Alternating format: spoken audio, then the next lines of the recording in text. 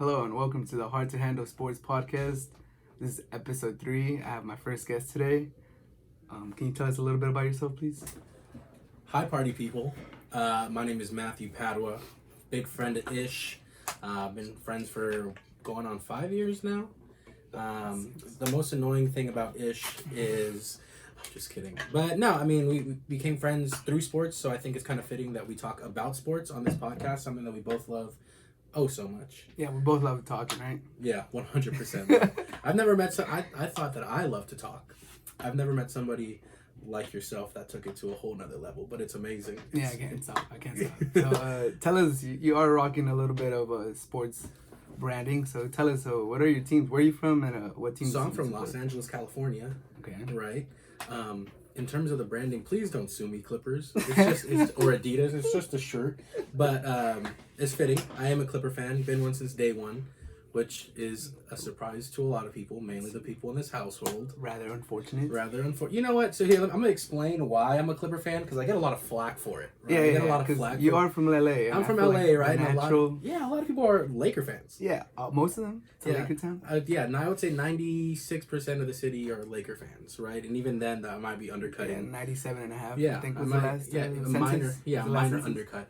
But the reason I became a Clipper fan, and I feel like some people might get offended by this, I can't name more than 5 Laker fans that have seen more than 5 Laker games in person, right? They barely have been able to see their team play. Bro, just because we're poor doesn't mean no, we're not fans. No, 100%. I get that, right? What? I'm poor too, but the Clippers gave me the opportunity to watch them play. Well, even though they were horrific for the entire my entire life, I got to see. They should have paid you for using. They basically did, bro. Like they used to give away free tickets to like summer camps and to any kind of thing that you're doing in the summer. Essentially, the Clippers were offering free tickets. Okay. So we were taking advantage of that, and my parents ended up just getting season tickets because they were like dirt cheap. It'd be like the second game of the season, and they'd be like, "Oh, we're offering season tickets for next year already," because they kind of already knew we weren't gonna do too well. But I became a Clipper fan because I got to see them so much more often. I don't know a lot of Laker fans that have been able to see the Lakers actually play in person. So even though the Clippers were terrible, I saw them play. And so because of that, being able to see them over and over and over again, I became a fan. I mean, you know, that's kind of like my reasoning for it. So makes perfect sense. So what's your favorite soccer team? Can you please tell the audience? Yeah, I'm a Liverpool fan. Oh, and how many times have you seen them live?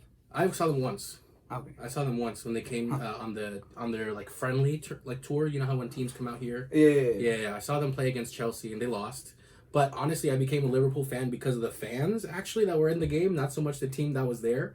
So there were some fans that were like 2 rows behind us, bro. They were drunk, like blacked out drunk, and they were just cussing every Chelsea fan out. And so because of that, I was like, yo, these guys are funny. Started following the team after that game. So it was, I want to say 2016.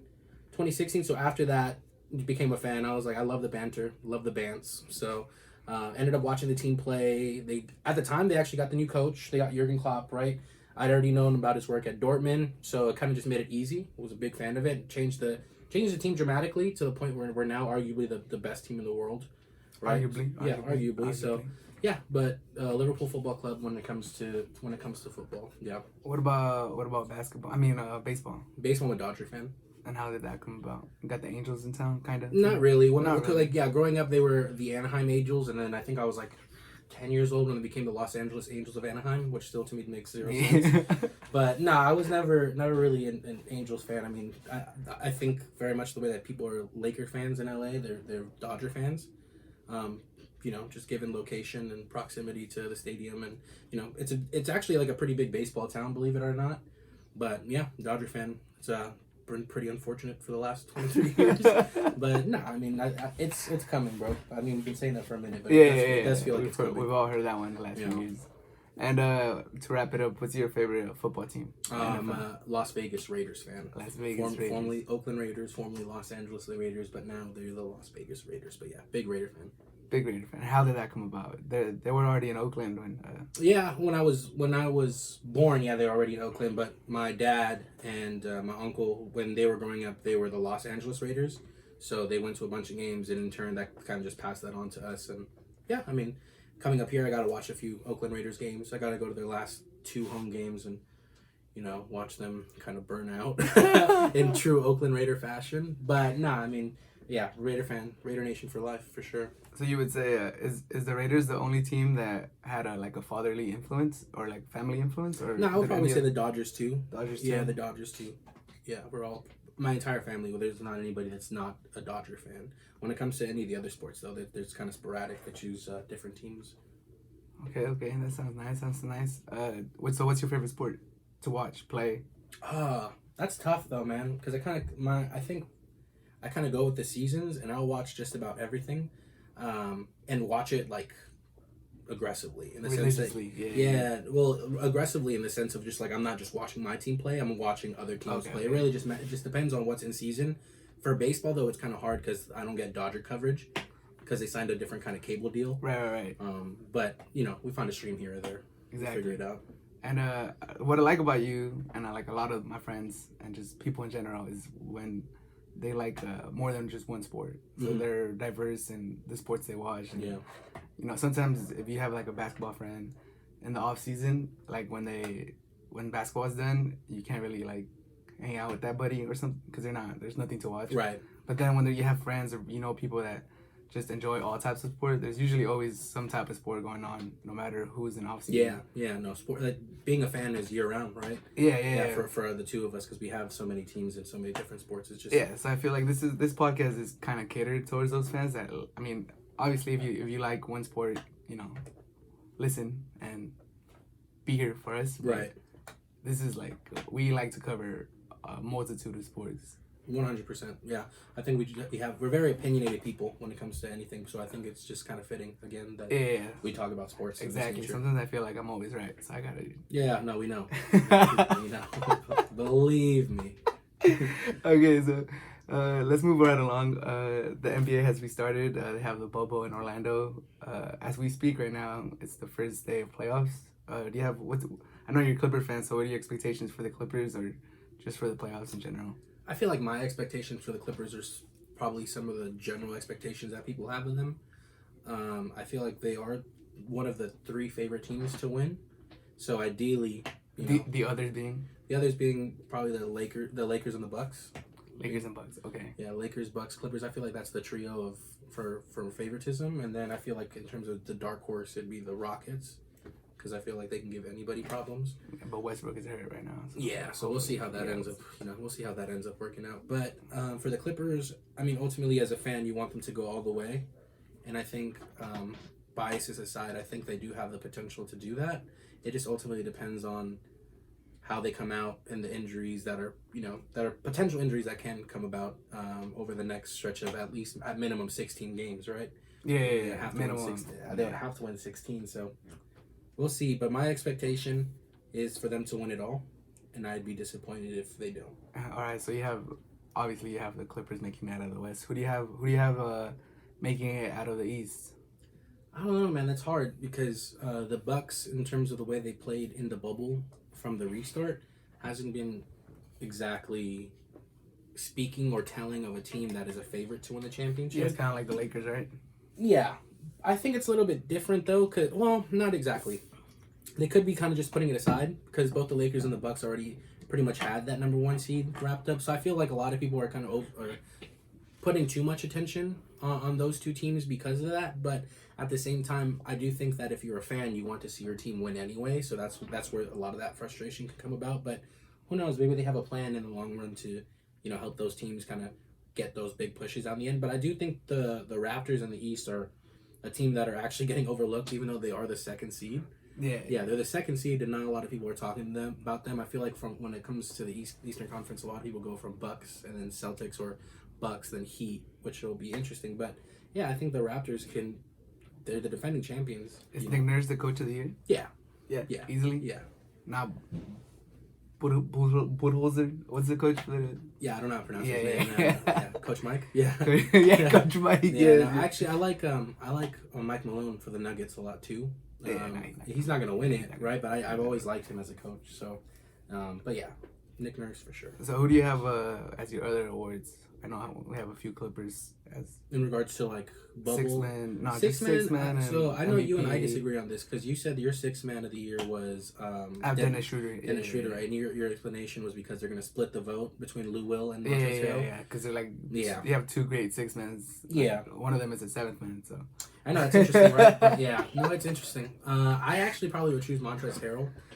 I think him coming off the bench, he provides like a weird spark of energy. Yeah, he's really developed, right? Where did he come from? Louisville? No, well, college wise, yeah, I wouldn't be able to tell you. I thought you were talking about from the professional. No, but he's made a huge jump, especially this year. Yeah, no, the Clippers gave him a solid platform to be able to really showcase his talent that the Raptors weren't providing at the time.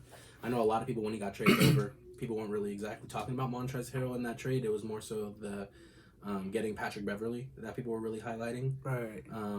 But yeah, I mean, since he's come, I think he's owned that 6-man spot over Lou Will. I do think Lou Will is, ridiculous by himself, a walking bucket, if you will. A walking bucket. But I do think that even Lou Will has said it himself that Montrezl Harrell deserves a 6-man of the year award. So I think it'll be interesting to see how it play out. That would be my pick. Right. Is Lou Will the greatest 6-man ever? I think Jamal Crawford's probably Jamal Crawford. Yeah, but okay. As a Clipper fan, we had the luxury of seeing having both, right? Yeah. So it's a tough one. No disrespect to anybody right there. Yeah. But I think watching Jamal Crawford, J crossover. Yeah, man, that was special. That was a fun time. So I think due to nostalgia, I'd probably say that. But I think when it's all said and done, it'll probably end up being Lou Will. Yeah, and J crossover could drop 50 on anybody. On anybody, he did on his last game of the season last year, right? Yeah, with the Suns. Who was he playing? I think with the Suns. Yeah. And then he signed for the Nets. I think he's hurt right now though. I think he might have just gotten signed. Yeah, by the Nets. Oh, he got hurt already? Yeah, wow, but I could be wrong. I know he did get signed by the Nets, but not a whole lot more. I know. Who's your MVP of the season? Yeah. Probably Giannis. Yeah. Giannis Antetokounmpo. Yeah, he's a beast. Once he can get that consistent jump shot, he's not. I feel like it's getting uglier. Yeah. I'm saying, but if the potential's there if you're a professional player to establish yourself or to create a jump shot, right? Yeah. But who knows, man? I mean, I'm no analyst, but that dude is very much unguardable already as it is. So imagine if he put in a jump shot into his arsenal. That'd be crazy. You think he's gonna win Defensive Player of the Year too? Probably. He'd be like one of 3 people, I think. Yeah. Oh, that's crazy. Yeah, probably. But man, most improved.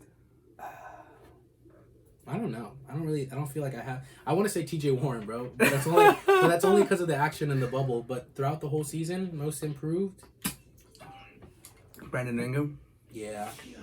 Or Bama Adebayo. No, I'd probably go Brandon Ingram personally. Yeah, but it's just hard for me because you really see T.J. Warren balling right now. Right? I know, right? Yeah, but it's only bubble. They're not considering the bubble game. Yeah, so that's only the bubble. But now it'd probably be Brandon Ingram for sure for me. That dude's crazy. Yeah, he's nice. He's supposed to be KD. I mean, he's not there yet, but he's definitely. You can see the improvement. 3 seasons in the league now. Yeah, right. Yeah, give him another 1 or 2, man. He's gonna take that next step. Yeah, the thing with Brandon Ingram is you actually see his improvement. Yeah. Lonzo Ball. What's going on with him? Triple single. That's one of the funniest things I've ever heard. I actually used to slander Brandon Ingram a lot, mainly because he was on the Lakers, so it made it really easy. Oh, of course. Yeah, you Laker fans being extremely toxic makes it so easy to pick on your players too. Oh, we're toxic. Bro, you guys are probably the most toxic fan base in the NBA. Okay.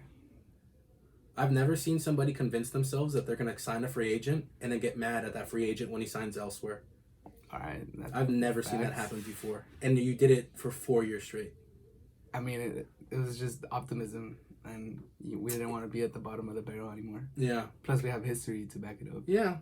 I'm not discrediting it. That's the thing. I don't ever discredit any of the history. I've just never seen so many people get so upset at their team at the same magnitude that Laker fans do. I saw a stat somewhere that said that this is the best finish for the Clippers ever. They've never had. Yeah, we're a historically poor franchise, so there's not a whole lot coming from that. I feel like Laker fans are very actually intimidated by the Clippers potentially winning a championship. See the way that your face perked up like that? No. I've literally had Laker fans say that. It's more like their fear is that the Clippers will win. The Clippers will never really become LA's team. Oh yeah, I think 100%. It'll take generations for that. Yeah, like but your kids. Yeah, right. Mean, even then, it's not even a guarantee. Yeah, but my thing is, I feel like Laker fans ever since the Clippers got good, they have become extreme. Because bro, we were always like the ugly little brother. What do you consider good? When Chris Paul came, playoffs. Yeah, when Chris Paul came. Yeah, because we were poverty franchise. Yeah, we were. I'm not going to disagree with you. You think good is like the second round of the playoffs? You guys for a poverty franchise? You guys exactly. Yeah, that's what I'm saying. You guys haven't even made a Western Conference final. No, for sure. I'm not disagreeing with any of that. But I feel like the Lakers hate on the Clippers so much more than the Clipper fans hate on Lakers. What's the difference between you and the Jazz? There really isn't. Though they went to the finals. So they're they're ahead of you guys. They went to the final. Yeah, I'm not here to argue that we're not. And no one talks about the Jazz. No, but I'm not here to argue that we're historically not a poor franchise. I just think it's really interesting how we live rent free in Laker fans' heads. Sometimes, all the we're time. friends with some of y'all. So what? What? No, I just feel like ever since Chris Paul came over and really reshaped the way. I think it was that trade. I think it was the botched trade to the Lakers, and then Chris Paul going to the Clippers was like they just made it an easy target. That was I don't understand it. I still don't understand it. We had to have a whole show about that. I don't understand it. That was a crazy time. I kind of want to cut this podcast just right there, bro. Just talking about that.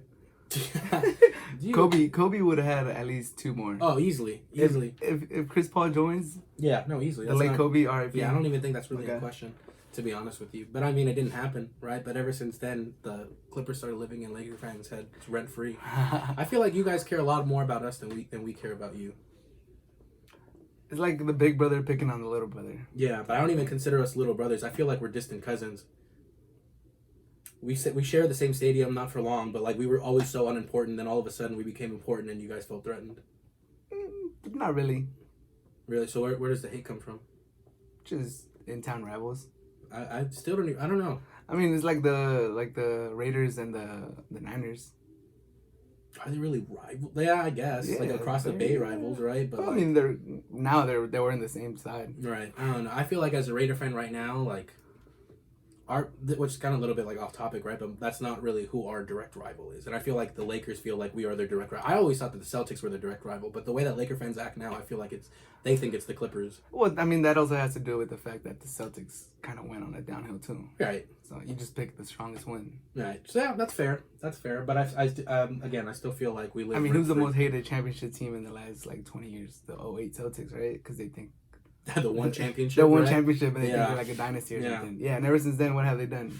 Not a whole lot of anything, right? How are we really gonna hate on them? I mean, they've been better than the Clippers for the last 15 years. Yeah, but they were in the East.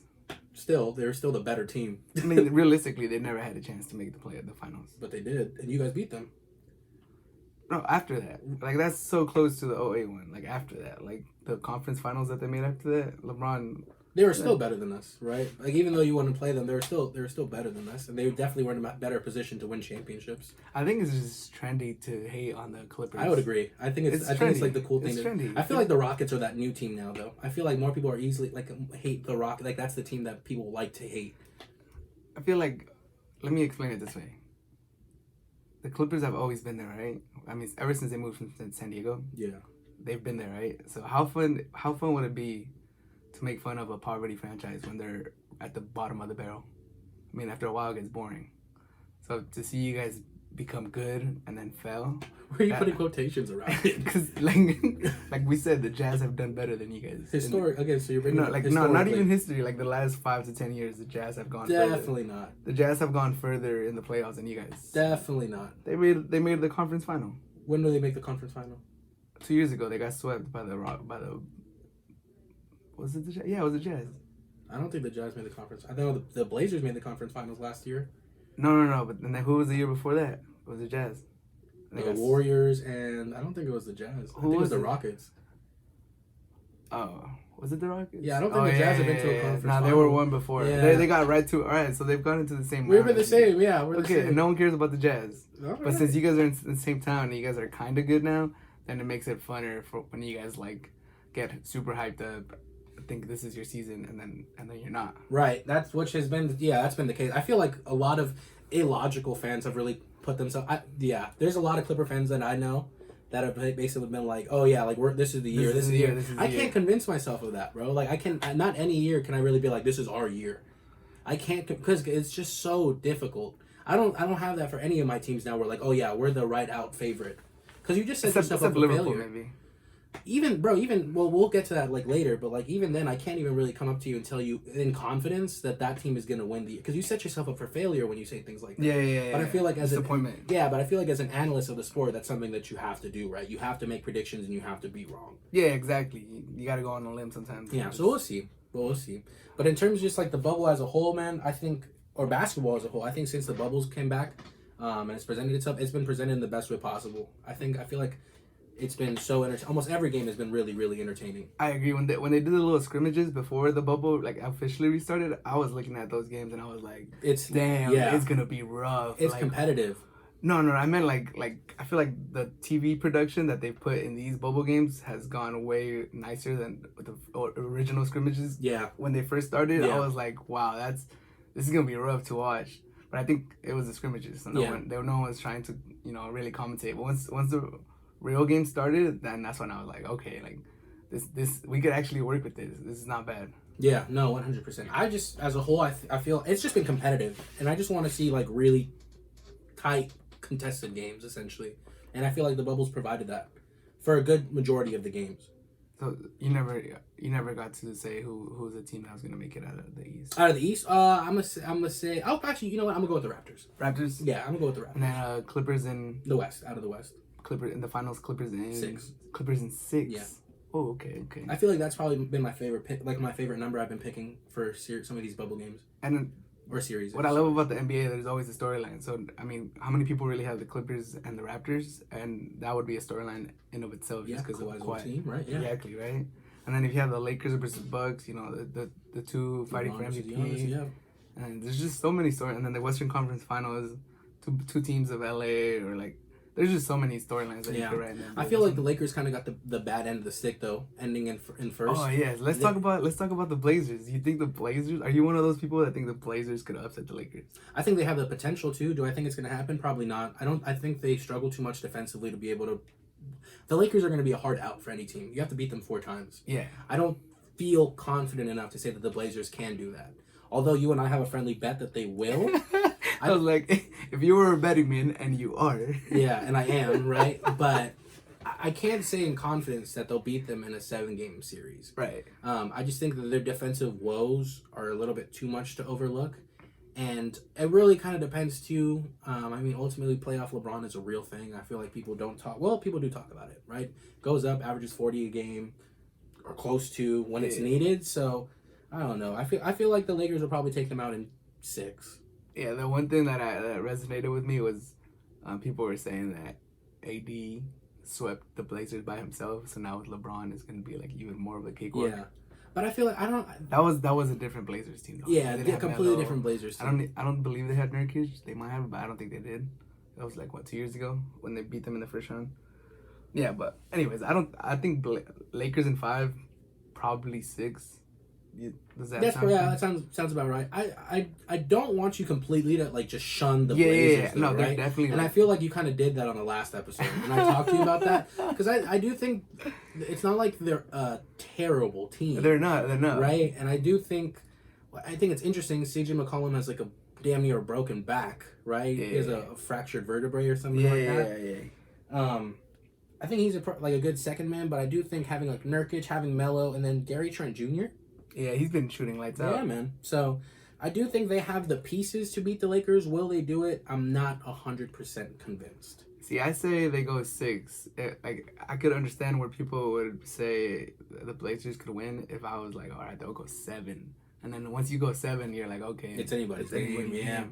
I don't think it'll get to game 7. I mean, I'm hoping for my $25 sake that the Trailblazers do it, but I think it'll be more interesting if the Lakers pull through. But I don't know, man. The Trailblazers really kind of pulled and dug deep to win these last few games. So yeah, they must be kind of tired. Yeah, that's the thing. That is the thing that you had Dame and CJ easily averaging over 40 minutes. Yeah, 40 minutes a game. Yeah, so we'll see, man. We'll see. But they do have depth, and I don't feel like the Lakers have that. No, we're not deep at all. We're very top heavy. And I think that's obviously going to be the potential downfall for them. So we'll see. I think Hassan Whiteside, for me, is probably going to be the X factor in the series. As weird as that is to say, he's garbage. He's not great offensively. He's so one-dimensional. Yeah. He can't step out to the 3-point. No, not at all. Not at all. But I do feel like if Davis is really running the 41, 42 minutes a game, he's going to have to go up against Whiteside. Obviously, your favorite to win that matchup is going to be Anthony Davis. But if Hassan Whiteside can even contain him a little bit. Tired him out, maybe. Exactly. He's big. He's muscular. He can exactly. wear him out. But I do think that Anthony Davis has a lot of fourth quarter woes. And it doesn't really get talked about a lot. I mean, I feel like he leaves the fourth quarter for LeBron. Who also has a fourth quarter woes this season. He's kind of struggling from the free throw line, so that's kind of scary. Yeah. So damn, Blazers in 7? Is that what we're doing? We'll see. But again, are you at all worried about the Mavs? Yeah, like of course. I'm worried about any team we go up against. To be quite honest with you, I really like Luka Doncic. I do think the Clippers will win in 6. Right? I do think they'll win in 6, but the Mavericks aren't like just a pushover team. No, they have the best. I think the best offensive rating in the NBA. Ever. Yeah, ever in the history of the NBA. Which is crazy. Yeah, which you wouldn't think, right? Because if you think about like the teams of the past few years, like the Warriors with KD, and crazy. But now, they have the highest offensive rating in NBA history. But we'll see. I mean, we have won 2 out of the 3 games this season against them, which is great. But the playoffs is completely different. So we'll see how that goes. But it will be a fun series. Game 1 tonight, 6 p.m. Very excited. Oh yeah, gotta see that. Do you think it's gonna be a Lakers and Clippers Western Conference final, or you think maybe the Rockets or Nuggets? Nuggets looking kind of nice. Let me say this: I want to see a Lakers Clippers Western Conference final. Yeah, I want to see it. I do think if anybody in the first, I think the Rockets could knock the Lakers out. You guys got so lucky that the Rockets fell to the first. Yeah, no, 100%. That's what I'm saying. That's Lakers the toughest really, out. The Lakers really got screwed over in terms of just their stretch. Out. Yeah, they're a hard team to beat 4 times, bro. So they have the potential to do it. I still probably think the Lakers would win that series, but I'm excited to see. I'm so disappointed that Westbrook got hurt because I was excited to see Westbrook. Well, how long is he out for? Like game 3 or game 4, he might come back. That's what I heard. So we'll see. What if they don't even make it past the first round? That's what I'm saying. Yeah. I mean, who was it that played the box and won on Damian Lillard the last 2 games ago? The game before the Grizzlies? The Mavs? No. Was it the Mavs? Well, I'm not sure, but if they're going to just basically do a box and 1 on James Harden, it's going to force the rest of the team to have to play. And they don't have Eric Gordon right now either. Yeah, that's why I have that series going 7. Yeah, it definitely can. OKC? Yeah, it definitely can. Bro, they're no pushover either. Crazy. If Chris Paul pulls off that upset. Chris Paul is a franchise reviver. Remember people were hating, like, why would he trade for him? He's, like, making how much? Like, 30-something million? But, man, he turned that franchise around in 1 season. Yeah, turns every franchise he goes to, turns them around, with the exception of the Rockets, because they were already good. Facts. You know, had he not gotten injured, he probably could have knocked off the Warriors. If they would have had a coach that could have taken the ball off, or taken some responsibility off Harden, and let Chris Paul maybe dictate more, I feel like they could have had a higher ceiling. I feel like James Harden might leave the Rockets this season if they don't win. What? Because I do think they'll fire Daryl Morey, and I think they'll fire Mike D'Antoni if they don't win the season. And at that point, you get a new general manager who's probably going to want to start fresh. I think they can potentially ship out James Harden for a nice package deal. Wow. And potentially send him to like somewhere like Miami. That would be crazy. I did not expect that. Yeah, that's like my really scolding hot take for the NBA offseason. You get a hot take, you guys? It's like scolding. So it'll be a 1-year project just for Westbrook. Yeah. Well, I think they'll probably ship out Westbrook too. I think the Rockets. I think the Rockets will be in complete rebuild mode if that were to happen. Because I think ultimately their expectation is also a championship. Yeah, it's been championship or bust for like the last few seasons. Exactly, for like the last 5 years. Yeah. So I think at this point it's like if it's not working and you added Russell Westbrook, I think at that point they're probably gonna have to go to the drawing board and be like, you know what, it's time to blow it up. But we'll see.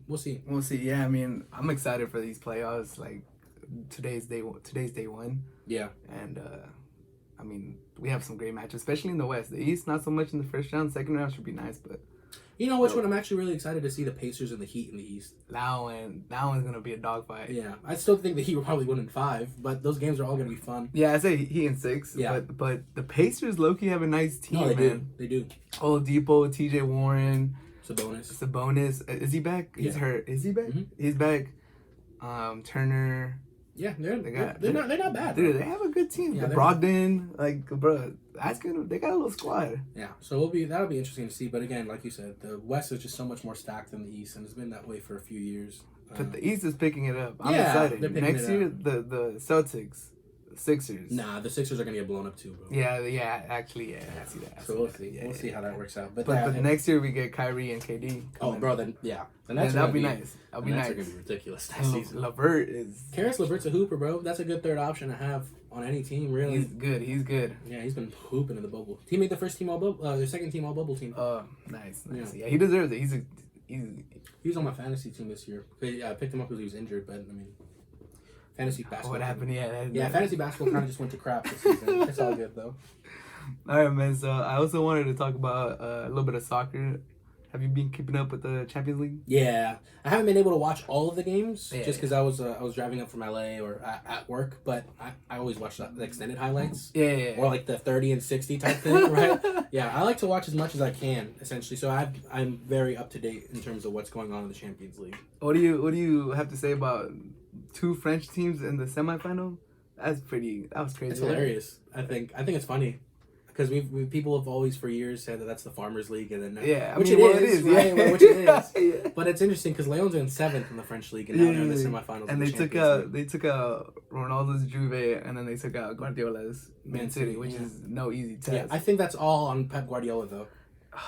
I think the team that he sent out there, he basically set them up to fail. He put 3 center backs. Yeah, he never does that. He does occasionally, but it's like. It just wasn't what was needed. And he put Rodri. Yeah, that's what I don't understand. What? Yeah, that's where he kind of lost me. I think there's a lot of better options that could have been played. He lost in that semifinal, but I don't care. Actually, I'm actually really happy that they're out of the Champions League because I really didn't want them to win one. I really didn't. I wanted Liverpool to be the only team like the last few years from at least England to win the Champions League. So because when did Chelsea win it? Like 2012. Yeah, it's been a while now. Yeah. So it's been a minute. So So who do you have winning it? Bayern's like. I personally want to see Leipzig Lyon in the final. I think like most people, right? Bro, come on. Most people except everybody in Germany. Except that team exactly. But I think that would be like the People's Champions League because it's not one of the 2 favorites. It's probably end up being PSG Bayern, right? Which would be a good one, right? But I do think, bro, Lyon look pretty good. Also, they look stout. They look stout. Yeah, and they look efficient. Ederson. What was up with Ederson? Did you see that?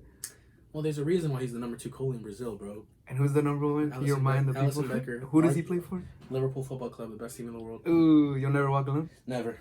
But bro, Ederson makes a lot of mistakes like that, and it gets overlooked pretty often because of his ability to play out. He's a really good outlet goalkeeper. Yeah, he is. Passing with his feet, with his hands, it doesn't really matter. But when it comes to the shot blocking ability, it's questionable sometimes.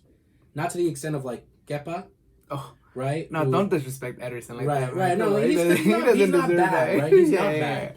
But it's just trash. I just don't think he's consistent enough from the shot stopping aspect of his job, which is the main job, right? Yeah. So yeah, I don't know. I have my own thoughts about it, but I do think sometimes he's kind of set up for failure in the sense that the people in front of him aren't reliable, like the center backs, and it sometimes puts him in a position where, they have like a very high line. Man City, so. High line, but also just like a lack of quality in the center back position, which is something I talked about on my podcast. Oh yeah. What's your podcast, just for everyone out there? Well, right now we're currently going through a rebrand, so there's not like a set name or everything. We basically put out a bunch of rough drafts for people just to listen to. Okay.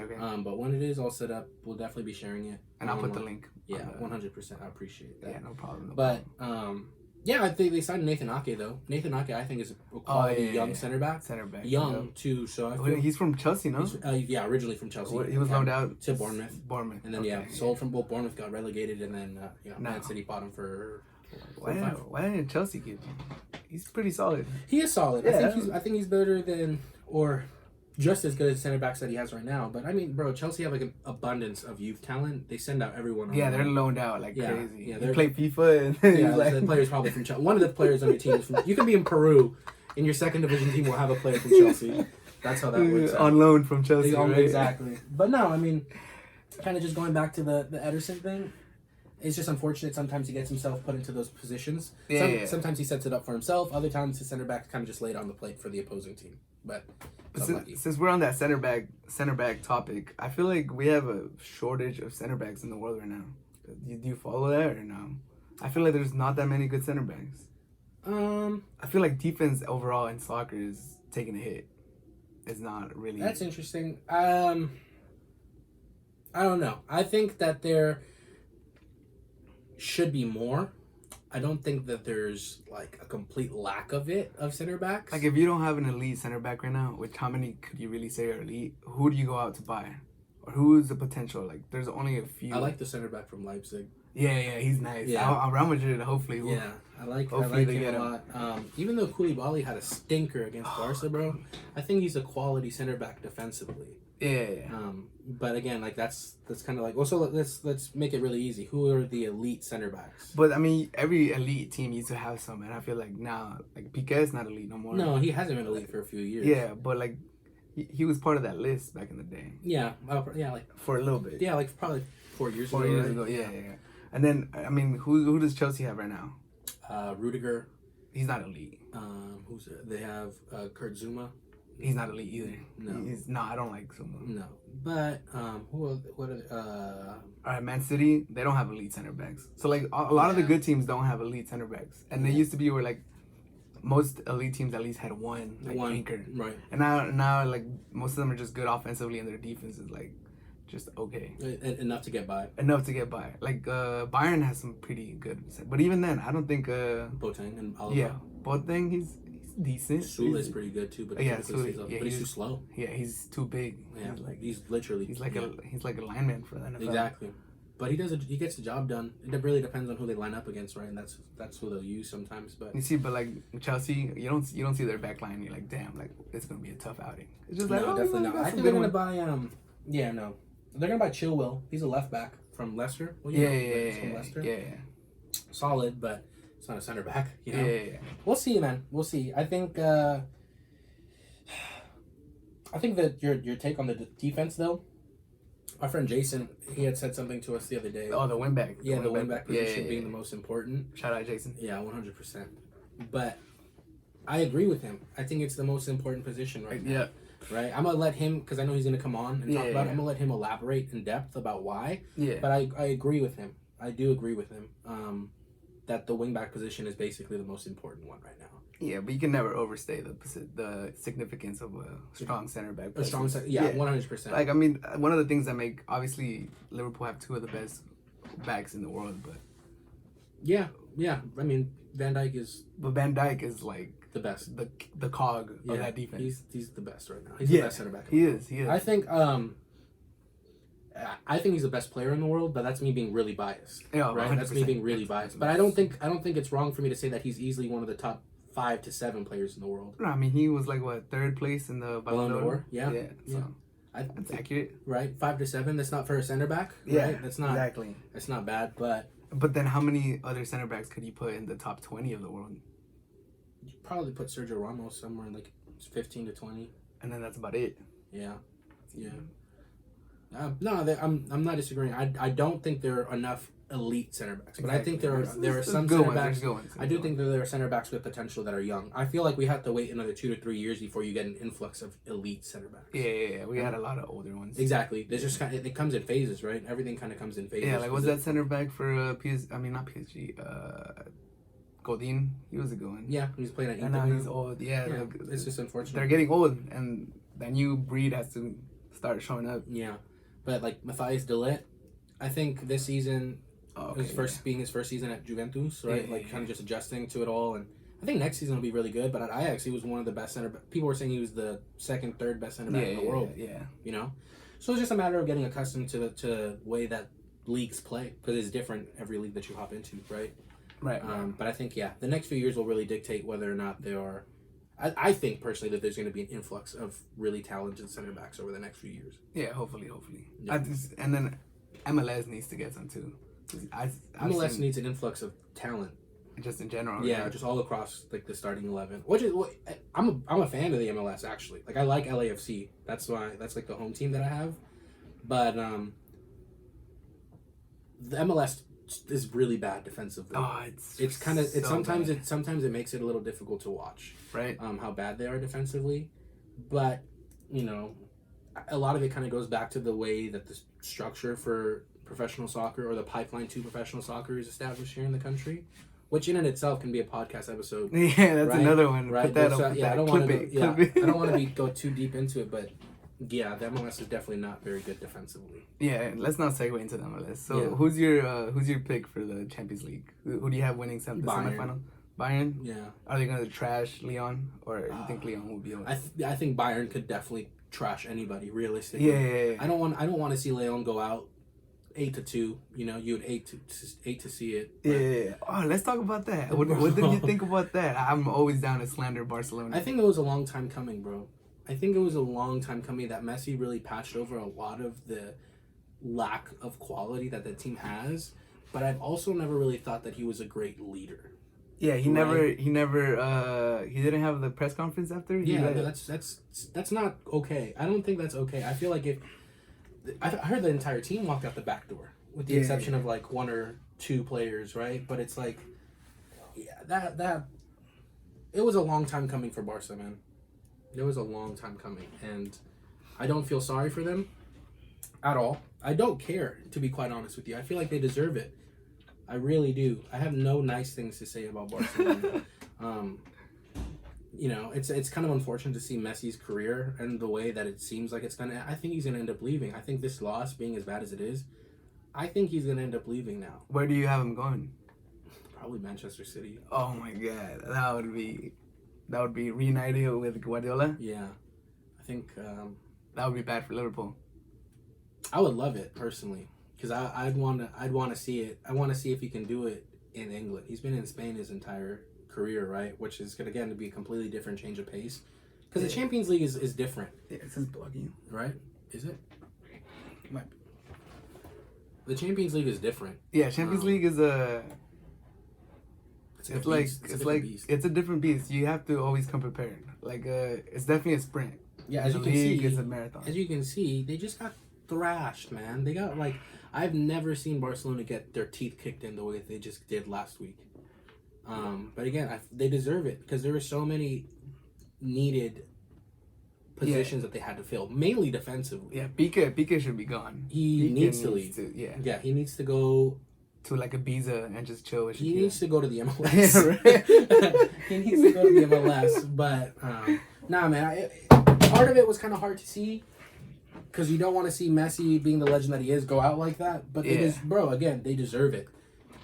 He kind of deserves it. The amount of money that he makes a week, right? It's outrageous. I'm not saying that it's not deserved. Yeah. But it's like, how are you going to complain about not having quality players around you when you're taking up 50% of the wage budget? Yeah. Right? So, man, we'll see. Who do you think is going to end up with that coaching? Pochettino or what? No, they hired today the coach of Netherlands. Oh, the head coach of the Dutch national team, which will be good for Frankie de Jong's development.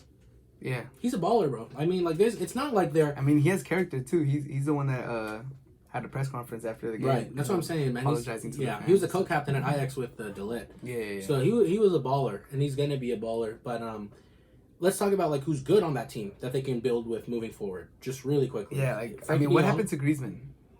Bro, Griezmann, he's not good, bro. Like I don't know. I feel like Barcelona has done like a disservice to themselves by getting players that their best position is behind the 9 where Messi thrives in. So they're never gonna play their natural position because that's Messi's spot. Yeah. So I feel like Coutinho was the same thing. His best position was in the middle behind like the forward. Or cutting in the same way that Messi does. Yeah, right? Or cutting in, and then they put him on the opposite side. It sucks to see. Well, I mean, not really, because Coutinho kind of forced his own exit out of Liverpool in a pretty disrespectful manner. Yeah, but that was not good. I enjoyed seeing him score against Barca. Oh, that was fun. Right? That was really fun, actually. I enjoyed seeing that. And he showed a little respect. I wouldn't. Yeah. Bro, I'd spit on the ground. That's so disrespectful of Barca to kind of just be like, all right, like we tried to get you in here, but they really didn't have the patience with him. Yeah, not at all. And that's to be fair, he hasn't played that good either. Not at Barcelona. Not at Bayern either. This was like his first go in a while. He's been okay. He's serviceable. Okay. Yeah, serviceable. I think. Well, Klopp said it really well when he left. He said, "You stay here, we build you like you get a statue built after you. Facts. You leave, you're just any other player." Facts. And well, I mean, his career turns out to be what it is, and we'll see what it is. Hope like what his future holds, but I don't think it's just sad because he really helped like revive Liverpool. Yeah, he did. So it's hard to kind of see him just him and Suarez. Yeah, but Suarez, ever since Suarez cheered at Liverpool, like when he scored. Yeah. Oh. Against not at Liverpool, but when he scored against us and he cheered. Yeah. I kind of like all my respect for that man went out the window. Yeah. So I don't care. I think he's leaving too though this season. Yeah, and he's easy to hate too. I think he's probably gonna go back to Ajax too. Oh, that's a hot take. Yeah, I think he'll end up going to Ajax. But that Ajax team from a couple seasons ago, that team was disgusting. Yeah, man. A bunch of youth players, and now they're kind of all over Europe. Yeah, what was his name? Cicic? Yeah, he's going to Chelsea. Chelsea. Yeah, he's nice. Mm-hmm. He's 100%. so nice. 100%. But in terms of the Champions League, though, I think it's just going to end up being PSG Bayern, and I don't want to see PSG win. So I think Bayern will win it. You don't want to see PSG win? No, I don't. Fuck PSG? It's not so much that. Just they've spent so much. I don't know. I'm just not into the idea that you have to spend this much money to win a Champions League. Yeah, I mean, right. But didn't you guys have the most expensive keeper and center back at the time that you guys won the Champions League? No, because Kepa had already signed for Chelsea, and Harry Maguire didn't sign for Man United yet. But I think in terms of the way that our model is from a business perspective, we're sell to buy. Yeah. Like our overall net spend over the last few years has only been like 55 million in comparison to all these teams that are well above that. So I don't think that the way that we did it is because we literally used the Coutinho sell to buy Van Dijk and Alisson. Exactly. So it worked out. It kind of evened itself out, right? Yeah. So again, like yes, we did spend money, but we sold a lot to do it.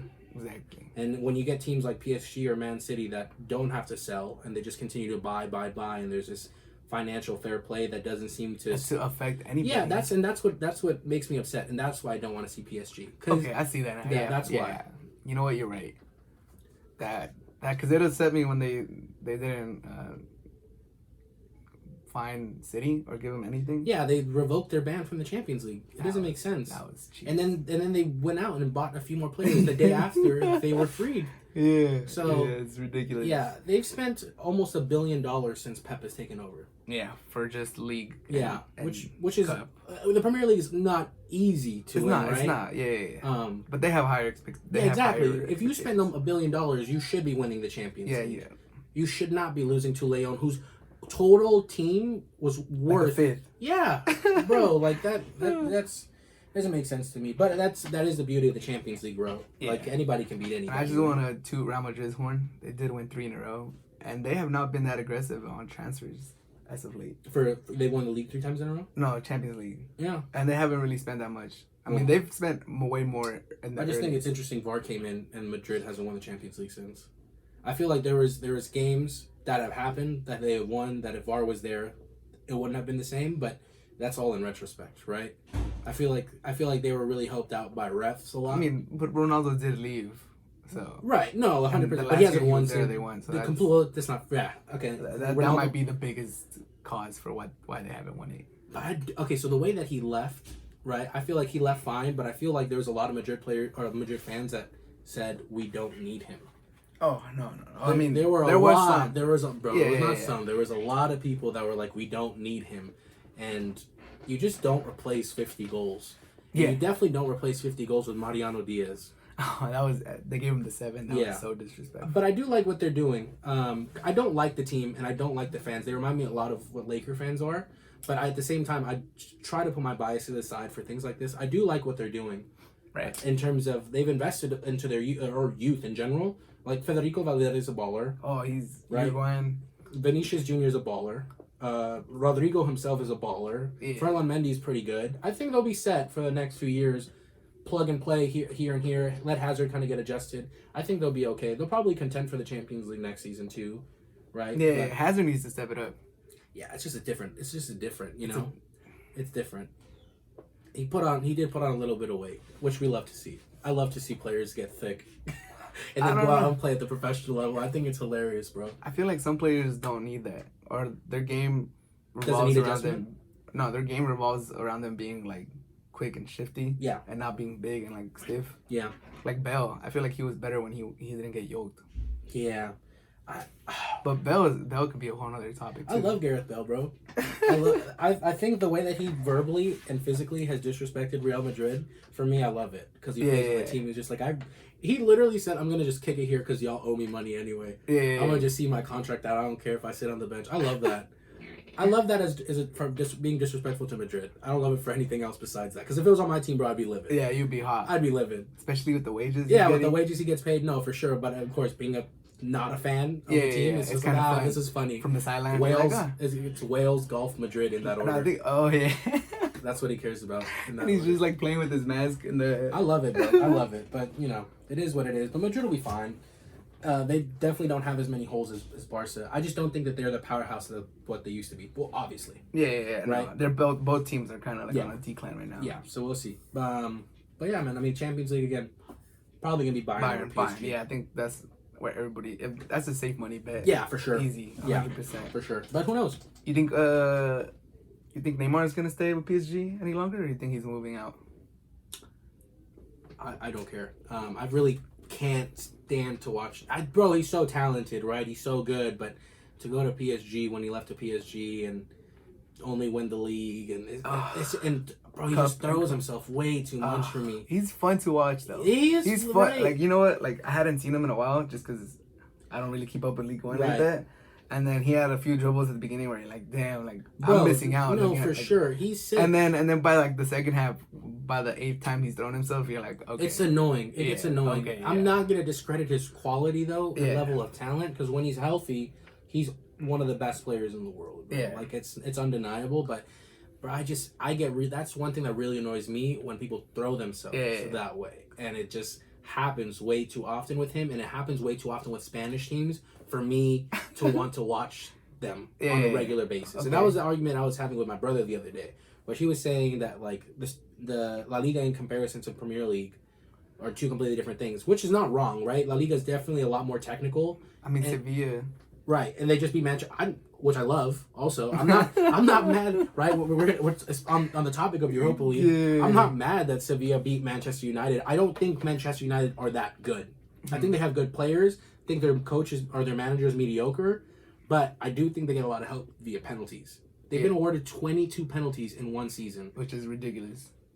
It's infuriating, actually. Right? It's really, really upsetting. Yeah. But it's just, I don't know. It just is what it is, isn't it? It is what it is, exactly. So, I don't know. But watching Sevilla is the Real Madrid of the Europa League. Yeah. They're like what, 5-time champions? Yeah, I think when they win the Europa League and they're like, oh yeah, we're gonna be in the Champions League next season, I don't think they really care. They're just like, let's get out this first round, let's go back. Yeah, let's be like, we'll be good. How do you get into Europa? You got to be like one of the top 3rd places or something like that. It depends on the league, right? It really, because like in Premier League it's 5th place.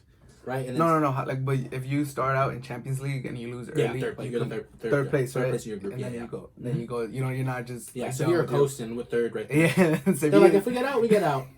We'll just go back to Europa. Yeah, we're down to go to Europa. Yeah, they have a good time there. But who's gonna end up winning Europa? You think? It should be Sevilla. Sevilla or Inter, because it's Inter versus Shakhtar right now. Inter is up 1-0, so it should be Inter Sevilla. That'll be a fun game, bro. I like seeing Inter come back to somewhat glory. I don't think they're that great, right? They're not. They're definitely better than what they have been over the past decade. And they're fun to watch. What have they done in the last decade? Nothing. Nobody has done anything in Italy if you're not Juventus. That's the thing. Even then. Even then, you're just winning leagues. You're not doing a whole lot beyond that because no Italian team has won the Champions League in the past decade. They got to the final against Barcelona. Sevilla's probably going to add another Europa League to their cabinet. Yeah, which is fine. They deserve it. They play better. They play better style of play than most of the teams that get that far. I feel like most Spanish teams are just really good at picking apart teams. Yeah, it's really. I had this conversation with my brother too, who was just like, they're really good at keeping possession of the ball. They're really, really good, right? But that doesn't win you games. You have to be able to score the goal. And so when like Barca lost to Bayern Munich, I was the first person to text them like, well, look at this Spanish team, which isn't a great example, right? Because they're not very good. Yeah. But they still won possession of the game by one. It was 51-49, right? Possession-wise. But that means Barca still had a majority of the ball. But it's like you have to score. You can't just possess. Yeah, I think that's what makes EPL sometimes more interesting than La Liga. Because it's like direct. Yeah. but sometimes it's not like technical. So when they come up against Spanish teams, that's where they're not comparable. It's not like just another tough team going up against another physically strong team. I know that, and that's not my argument. I'm not gonna compare technique from one team to the other, right? But I prefer a team that's gonna come in there and punch you in the mouth, right? And I feel like Spanish teams aren't really doing that. Yeah, and it's for TV. It's definitely more entertaining watching the EPL. Yeah, I think so. Plus, they have more recognizable players. Yeah, I think it ultimately depends on what kind of style of football you like to watch. Because my brother's like, oh, well, I like to watch them knock the ball around, and I was telling him, well, I like to watch competitive games where it's kind of like end to end, which seems to happen more in the Champions League, but you see it a lot in the Premier League too. Yeah, plus the Premier League, I feel like it's more international. Yeah. There's more players from around the world in the EPL. Yeah. I mean, as far as I could tell. Yeah, well, the Spanish team is full of Spanish players. Right? Yeah. And maybe that's where the difference is in their national teams. I feel like maybe it's crazy. Spain has a bigger pool than England. Oh, for sure. Like Hector Bellerin has never made the Spanish national team. He's never made an appearance once. Exactly, and he's good. Yeah, he's good. I mean, he's not that good anymore. I would cap it there. Yeah, he's good. It's just not fair though. It's injuries. Yeah. It's unfortunate. Yeah, because I'll leave that conversation right there because I don't want to get too deep into Hector Bellerin because I've always really liked him. I like him more on FIFA than in real life.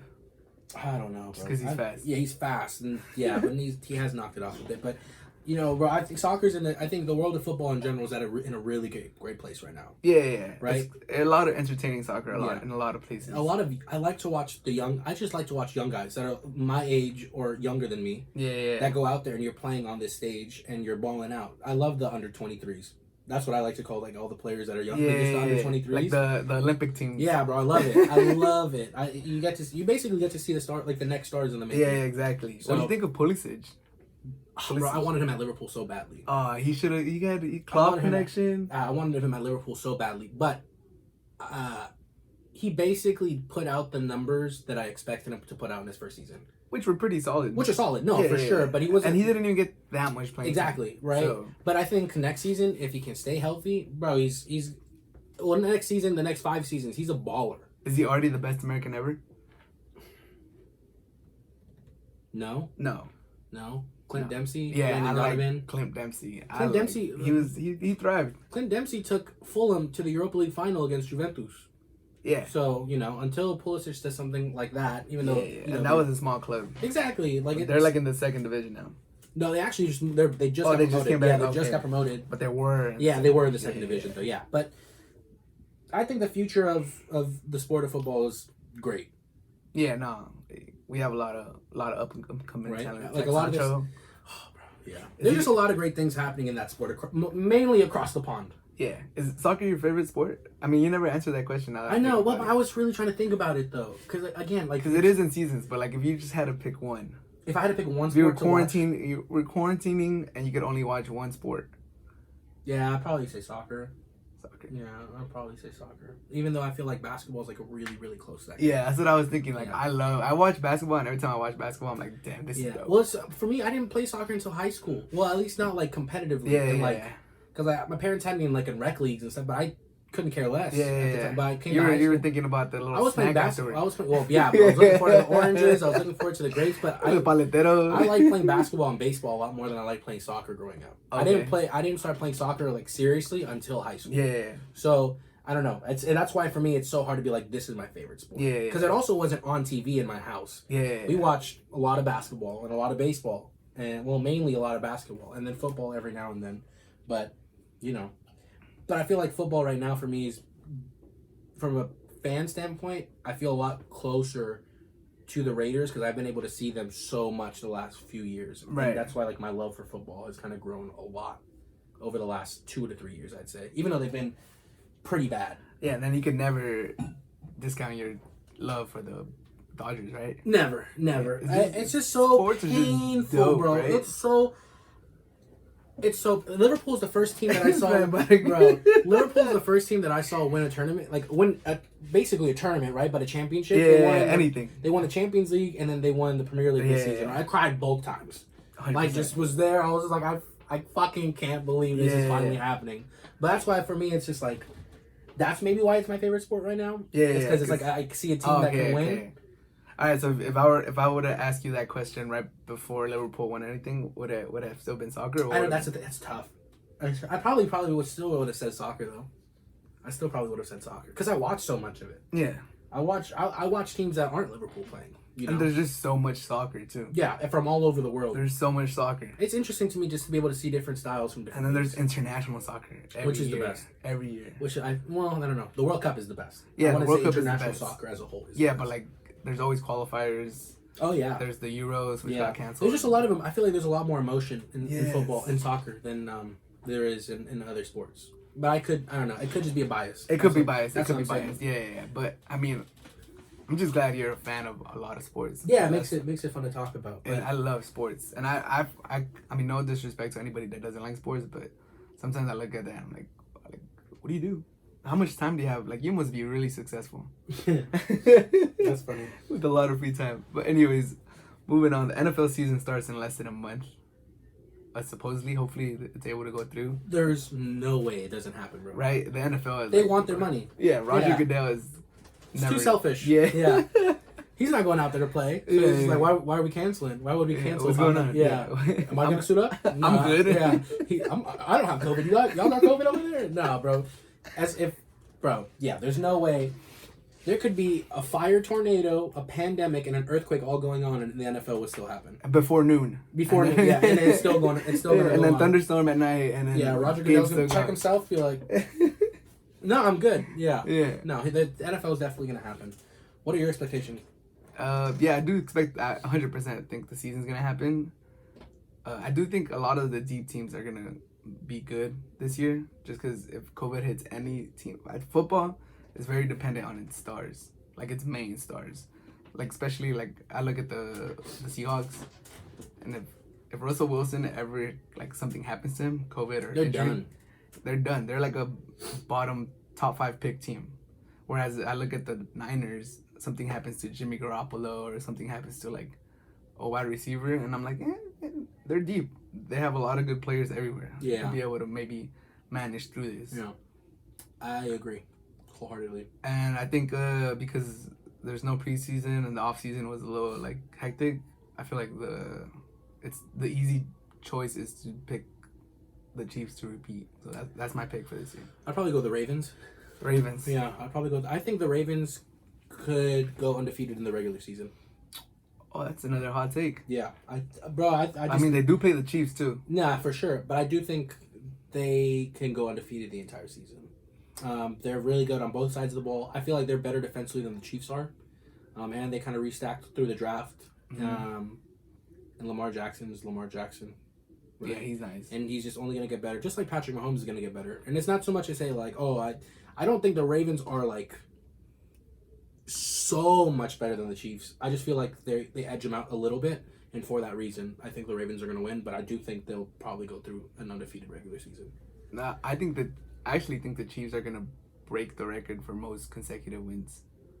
Because I think they won like 5 or 6 to end the season. Yeah. And then they're going to win like their first 8 13. or 9, bro. Yeah, they'll go crazy. They're gonna if go they crazy. beat the Ravens, like I think week 12 or something, they're beating the record. And they haven't, like, I mean, their schedule. Yeah, that's going to be the one to look at, right? Well, of course, the two arguably best. They're 2 of the top 5 quarterbacks in the league. Yeah. Right. Yeah, the 2 best young quarterbacks. Yeah, young quarterbacks.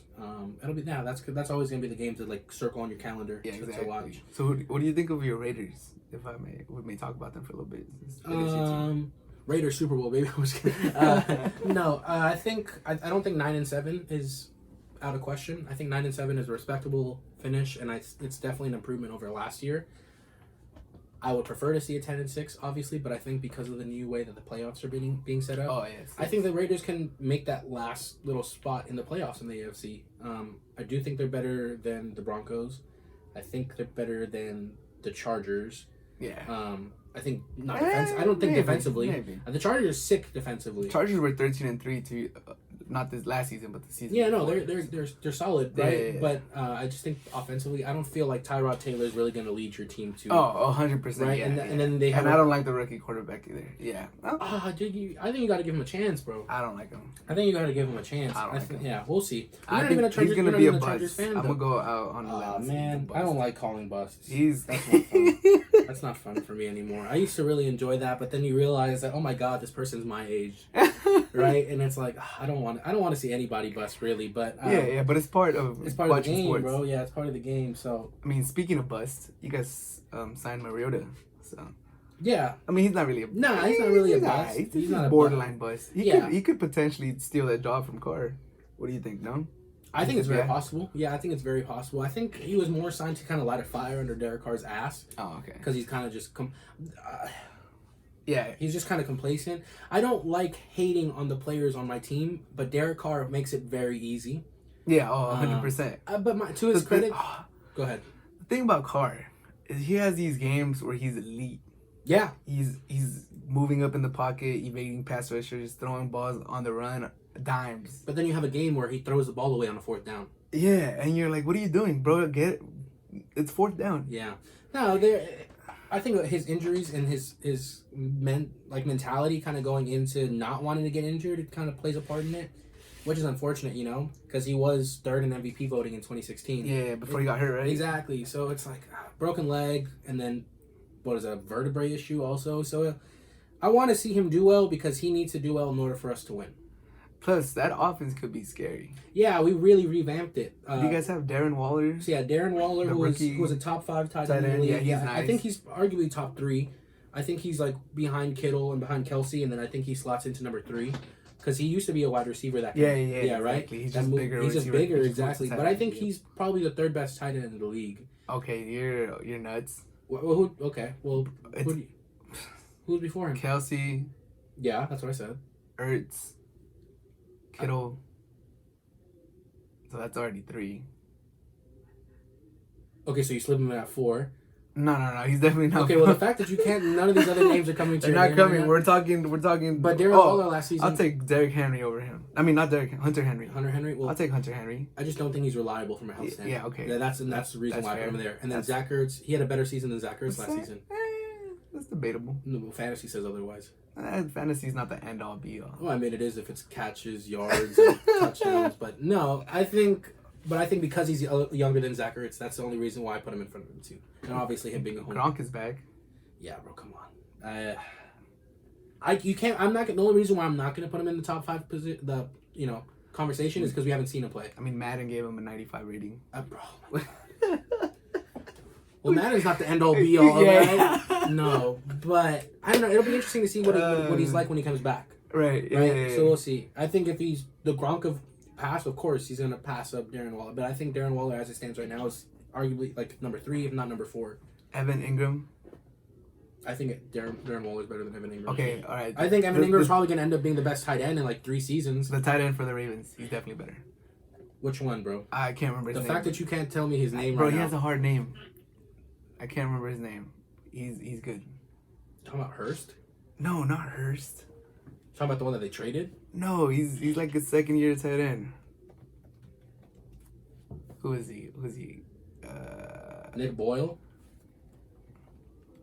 1 second. Yeah, I don't know who you're talking about, bro. Bro, how come he's not showing up? Because he's non-existent. He's good, bro. No, I'm telling you, they just traded a tight end over to Mark Andrews. Yeah, Mark Andrews, he's good. He is good. He's not better than Darren Waller, though. He was definitely better fantasy-wise. I got 100% guarantee that I had him. I think he was like the 3rd or like the 4th. He had a lot of touchdowns. Darren Waller was the 3rd. Was he? Yeah. I don't know. That's what I'm saying. I'm just basing it off of last season. I'm only basing it off of last season. And not really so much fantasy, but like I watched Darren Waller play almost every week. He could stretch the field. He was our number 1 wideout option. And he was our tight end. Yeah, and that's why it's just like I think this season because they've added Henry Ruggs at 3rd, and they drafted Bryan Edwards in the 3rd round. Bryan Edwards is kind of like not a household name, but I do think he's probably going to be a better wide receiver than Henry Ruggs at 3rd. I didn't like the Henry Ruggs pick. I think it's traditional for the Raiders standpoint because they love the speed, right? But I mean, what are they? I mean, I know it's traditional, but how many of those have panned out? No, I'm not. Yeah, I'm not arguing with that. No. So sure. like, it's like I mean, I would understand tradition if like, man, we've been hitting these wide receivers with hell. Right. But, no, I get that. But Henry Ruggs does possess a lot of other things that are kind of overlooked because he's so fast. So in college, he has nice hair. Yeah. He's cute, nice smile. No, but 25% of his catches in collegiate football, literally 1 in every 4 catches was a touchdown. Yeah. Right? And so he has hands and he blocks really well for being at his size. Yeah. So I think that there's a little bit more to him than just speed. What do you think of Jacobs? Josh Jacobs? Bro, I think that's the future of our franchise. That's the future of our franchise for sure. I love Josh Jacobs, bro. Run Josh Jacobs. Yeah, my fear though is that they're gonna run Josh Jacobs to the ground. So I hope that they learn to use him in a different way so that he has a longer career with the Raiders. Than the traditional 8-year running back stretch that people tend to. They don't even make 8 sometimes. Right, that's what I'm saying. It's 6 years. So sometimes. I want him to have longevity, bro. He's really really good running back. I think this year he can probably crack into top 5. Yeah. If he has a season like last season. But there's really good running backs. There's really good. Yeah. No, but that's a standard that I want. Many. That's a standard that I'm kind of setting from. I think that if he has the same season that he had last season, if not better, he can potentially crack into that top 5 running back spot. Do you like John Gruden? Yeah, I have faith in John Gruden for 9 more years. 7. Yeah. 7? It's already been 3. 2. It's been 2, so it's gonna be a year. So 8 more years. Sure. Yeah. I mean. Bro, I'm gonna back whoever it is that they signed him. Facts. Right, so it's do I trust him? Yeah, why not? What do you think of their move to Vegas? It sucks that they moved from Oakland to LA back to Oakland and now they're leaving Oakland again. Yeah. But I think for myself, and I think I want to say that I speak for the majority of the fans of the Raider Nation, that ultimately I don't care if they move to London, if they move to Mexico City, if they move to Cuba, I would be a fan of the Raiders no matter where they move. Right, and I think I know people know that we have a really loyal fan base, right? Really, we're kind of like a popular team, even though we're trash, right? We're in the uniforms and just the style of play, silver and black, the black hole, exactly, right? It's recognizable. Exactly, it's easily recognizable. I would be a fan of them if they moved anywhere. So them moving to Vegas, and especially because when Vegas got the Golden Knights, the way that they backed them in there, they took them all the way to the Stanley Cup. Hockey, very first season, they went to the Stanley Cup final. They lost, but the way that they got support from the city of Las Vegas, I'm there pretty often. My aunt and uncle live out there, so I've been able to go see and how these people are ready to welcome the Raiders. I think it's going to be a good move for them, and it definitely makes sense financially too. Yeah. For the attraction of free agents, there's no state tax when you get your paychecks, so I think it's a good move at the end of the day. And I'm going to support them 100%. And I hope to be at a game as soon as it's possible. A trip to Vegas for the Raiders game on Sunday. Yeah. That's fun. Yeah, most people leave Sunday morning when they go to Vegas, Yeah. But now it gives you the reason to stay Monday, if not Tuesday. So I think for Vegas, it makes sense too. Yeah, no, 100%. Vegas is going to be thriving. Yeah. Having sports teams. Super excited. The stadium looks super, super nice, bro. Yeah. Super, super nice. So I just want to, once this whole pandemic kind of pans out, and finishes its course, I want to be out there whenever it's possible. Whenever that will be. Yeah. The way. Who knows? Yeah, you can't really know. You don't really know, right? Yeah, it's crazy. No, but very excited for the Raiders. I think that they have solid pieces moving forward. They have a great offensive line right now. So older though. Older, right? I'm not. Yeah, definitely not. Our or left guard is old. Our center is old. Left tackle might be old too. No, he's young. Yeah, he's still on his 25. rookie contract. Yeah. But our right tackle is also relatively young too. So we'll see, man. I mean, hopefully, when Rodney Hudson, who's the best center in the league, and that's not up for debate. He hasn't allowed a sack in the last 4 seasons. It's Kelsey from the Eagles. Nah, bro, it's definitely Rodney Hudson. But once he retires, though, they obviously are gonna have to plug that in, and then they got Richie Incognito, who, will bully anybody. Yeah. But he's also older too, so they'll have to plug in those 2 positions. But we'll see how it moves on, man. I have faith in the Raiders that they'll do better. Not again. I was being sarcastic when I said Super Bowl. Obviously. 9 and 7. But 9 and 7, 10 and 6. That's kind of where I want them to finish. Yeah, that'll be progress. What was last year? 6 and 9? 9 7 and 9? Or 8 7 and 9. 7 and 9. Yeah. They were on course to do 9 and 7, and they just kind of blew it down the stretch. Yeah. Oh, one more thing. Do you think Brady's gonna do good with the Bucks? I think he has the weapons in place for him to do so. I don't think he's gonna do good. I think he's old. I think he's done. Mm. I don't think he has the arm for it anymore. We'll see, man. I think the weapons are there for him to do well. But I don't want to see them do well. I don't think he has to do that good for them to be good. No, definitely not, bro. If you can he just doesn't have to turn the ball over. Exactly. That's all you got to do, and they'll be heavy favorites for. I don't think they're winning their division. They have the Saints, right? Yeah, I don't think they're winning their division. We'll see. I would probably pick the Bucks to win the division, but that's probably a hot take. That's That's definitely a hot take. Yeah. Yeah. I'll say the Bucks have the potential in the division. Yeah. No, the Saints have a lot of good players. They're the most players in the NFL top 100 list. But that list is bullshit anyway. So yeah, I hate that list. I hate every time I see that list. It infuriates me. So yeah, no, we'll see. We'll see. Because like just Drew Brees is getting old too. You know. Yeah, he's definitely old. But yeah. I don't know, bro. NFL will definitely be something to see this season, especially with the way that COVID can potentially affect it. Yeah, NFL is always. I started watching Hard Knocks and it's just. Oh, you saw the first episode? Yeah. What do you think? It's just a bunch of COVID testing. Yeah. And coaches telling their players, saying, like. Bosa signed a fat contract extension, though. Bosa's getting paid. Both of them. Both of them Both of them are great. That's crazy to have them type of genes. Yeah, that's ridiculous. We'll see how that ends up working out, but yeah, it'll be interesting to see. I think Jalen Ramsey. You know what? I don't think Jalen Ramsey's gonna re-sign with the Rams.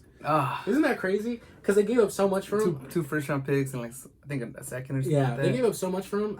But I can see them. I can see him not re-signing for that team. I feel like that team is like not. The trajectory for that team is definitely going down. Yeah, I don't like Goff either. Goff. There's some Ram fans. I know there's some Ram fans listening to this. Rams messed up signing Goff to that contract. Yeah, it's a fat deal. That's a fat deal. He's not a franchise quarterback. He's decent. He's decent, yeah. You can't put all your eggs in that basket. No way. And then they got to figure out their running back situation. I know they drafted Cam Akers, which would be cool. But yeah. I just don't see how far they can really go this season. We'll see.